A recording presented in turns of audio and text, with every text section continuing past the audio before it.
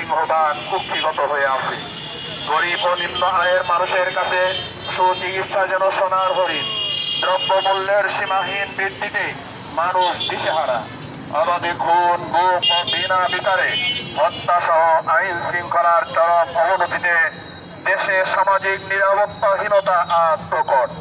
মাদক ও সন্ত্রাস, নারী নির্যাতন সহ সকল ধরনের অপরাধ বৃদ্ধি পাচ্ছে লাফিয়ে লাফিয়ে। শাসক শ্রেণী জনগণের ভোটাধিকার, বাক স্বাধীনতা এবং মুক্ত গঠনমূলক রাজনৈতিক অধিকারের মতো মৌলিক অধিকারগুলো কেড়ে নিয়েছে।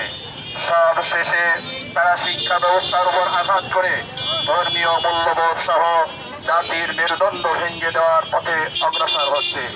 প্রিয় সচেতন বন্ধুগণ, কেন এই পরিস্থিতি? মাত্র 9 মাসে যে জাতি স্বাধীনতা অর্জন করে, স্বাধীনতার 53 বছর পরেও তাদের কেন এই দুর্গতি?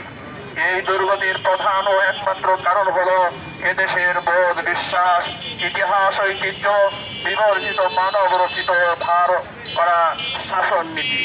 আমাদের বিশ্বাস দেশের